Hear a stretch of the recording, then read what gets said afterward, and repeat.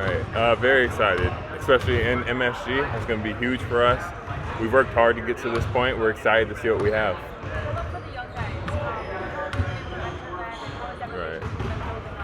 Right. Just teach them everything that we know. There's a lot to learn when you come into the NBA, a lot that you think you know, but you really don't know. So you're just trying to help them move along, understand that it's a day-by-day process, and you just have to go in head first.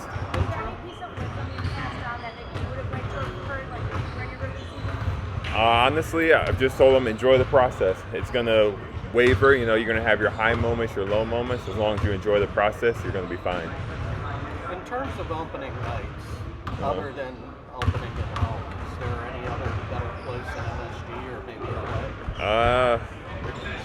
That is what they call it, the mecca of basketball, basically. That's the peak of the peak in terms of where people want to play. So in terms of that, that's definitely the highest. How important do you think it is to get off to a good start as a team? Right. Really important. The first couple games, they not dictate your season, but they put you on the path where you thrive off of it. If you're winning your first few games, you're going to feel like, oh, we own the world, we own this league, and you're just going to play with a lot more confidence. How you guys felt last season? Yeah, 15-0? When you get off to a start like that, you feel like you can beat anybody.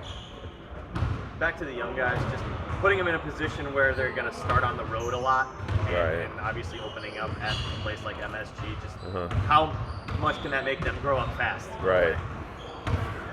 Honestly, it doesn't matter where you start in this league. If you're a rookie coming into this, you got to get used to it on the fly. Home games, away games, it's still a whole lot that you have to get used to. But I think it's going to be fun for guys like Tyrese, especially in MSG. They're going to get to hear it probably at its peak. Opening night, people are going to be there, be loud especially. It's exciting for them. I hope they're not nervous and just enjoy it all.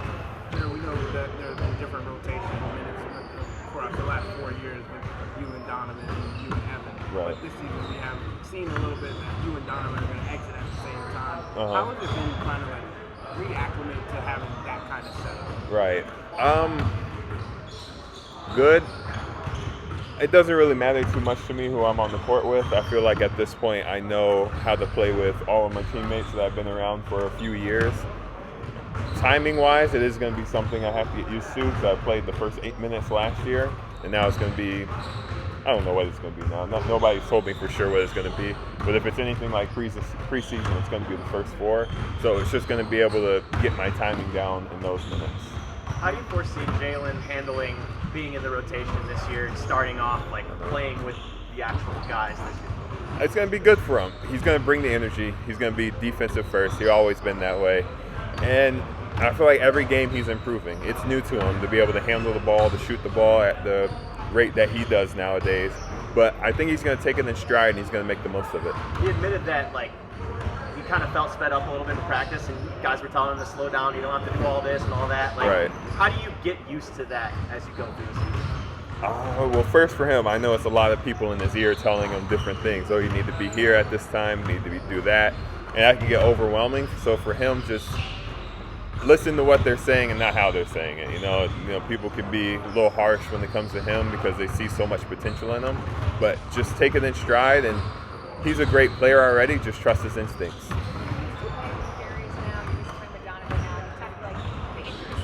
Right. You're just getting used to lots of Yeah. What do you start to learn? Plays fast, takes a lot of calculated risk.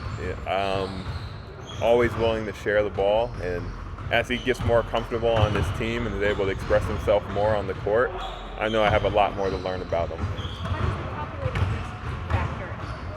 Just being able to throw half-court passes, inbound the ball, chunk it down the court. It's not something I'm used to. I just always have to keep my guard up ready for the ball. It is. It keeps things interesting. You don't know something's going to happen, and you got to expect everything. What do you think is the ceiling for you guys defensively this year? I'm going to say number one. I mean, we've been there the last 2-3 years ago with the same team, same lineup basically. So we can do anything we want on defense. We're capable of being one of the best teams on defense. How much more of a commitment do you sense to that end of the floor compared to last year when there was so much like offensive change and offensive install and stuff like that? A lot more commitment. We were the first in offense last year, historical standards and stuff like that. So now it's like you got that covered. Why not be more into it on defense? Yeah. In terms of a guy like Lonzo, because can he break the Batty's defense? Right. As a guard, just what fits he like defensively? Yeah, size. He's 6'6" or something like that as a point guard. You can't teach size, and he's able to guard a lot more defenders than just the point guard position.